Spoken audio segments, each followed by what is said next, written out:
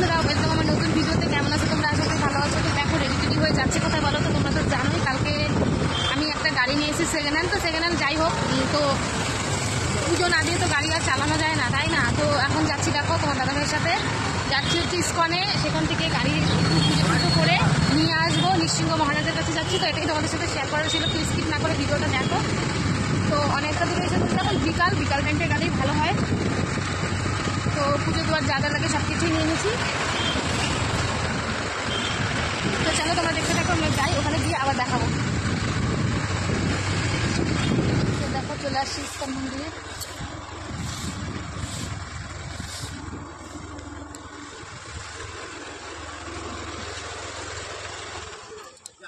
তো আজকে ফাঁকাই আছে, সেরকম ভিড় নেই। দেখো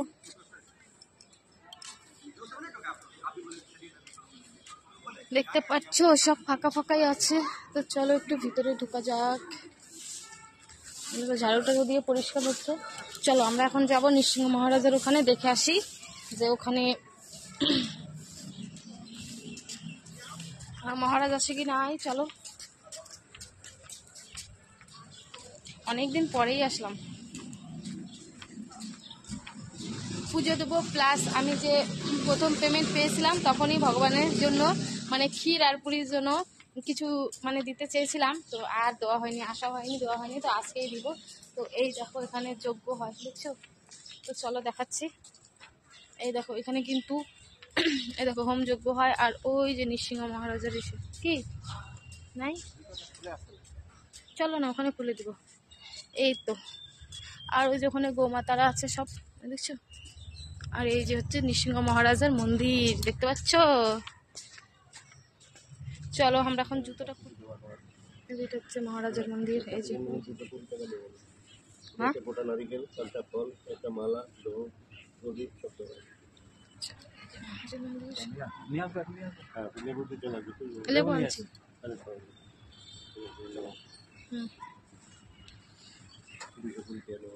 আচ্ছা, তো আমরা এখন ভিতর থেকে ফুল আর মালা আনতে বললো, তো আমরা এখন মালা আনতে যাচ্ছি।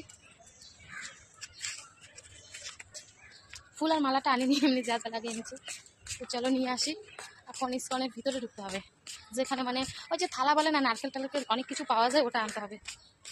তো আমাদের ইস্কন মন্দিরের ভিউ দারুণ, মানে অসম যাকে বলে। যারা যারা এখনো আসেনি প্লিজ ইস্কন থেকে ঘুরে যাবে কিন্তু।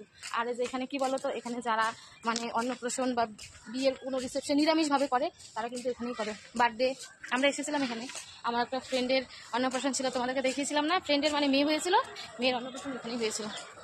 তো চলো এবার আমরা ভিতরে ঢুকবো।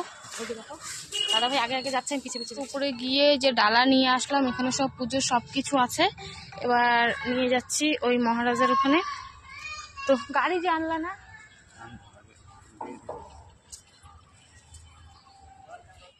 এই যে এখন আমাদের গাড়ির পুজো করা হবে। দেখো তিলক দিয়ে তিলক আঁকিয়ে দিচ্ছে এখানে। তো এখানে অন্য জায়গায় কিন্তু মায়ের মন্দির বা যে কোনো মন্দিরে পুজো দিতে গেলে ওখানে কিন্তু তিলক দেয় না, ওখানে সিঁদুরের ফোঁটা দেয়। আর এখানে কিন্তু তিলক দিচ্ছে। যাই হোক, তিলক দেওয়া হয়ে গেছে। এখানে যেহেতু আমরা দাদাভাই আর আমি দুজনে মিলেই পুজো করছিলাম, এর জন্য ক্যামেরা ধরার লোক ছিল না। আর কে ক্যামেরা ধরে দিবে? এখানে কিন্তু আমরা অনেকক্ষণ ধরে পুজো করছিলাম। এখানে দেখো এই যে মহারাজ কিন্তু এই যে আমরা যে ফল টল দিয়েছি সব কিছু এখানে নিবেদন করছে ভগবানের চরণে। তো যাই হোক, তোমরা নৃসিংহ মহারাজকে একটু দর্শন করে নাও। আর এই মহারাজকে মানে নৃসিংহ মহারাজকে যদি মন থেকে কিছু ডাকো, অনেক কিন্তু বিপদ আপদ কেটে যায়, যেটা আমি বিশ্বাস করি। যাই হোক, তারপরে সেই ফুল আর নারকেল নিয়ে এখন আমাদের গাড়ির এখানে পুজো করানো হবে। তো আমি বারবার ক্যামেরা অন করছিলাম বলে রেগে যাচ্ছে, বলে ক্যামেরা বন্ধ করো, আগে মন দিয়ে পুজোটা করে নাও। আর পুরোহিত তো আর জানে না যে আমি যে ভিডিও করছি, তাই না? তো যাই হোক, যতটুকু পেরেছি তোমাদের সাথে শেয়ার করলাম। তো চলো এবার দেখো গাড়ির নজর কাটা হচ্ছে যাতে কোনো কিছু ভালো কিছু হয়, তাই না? পুজো করা নিয়ে মানে পুজো করাটাই ভালো।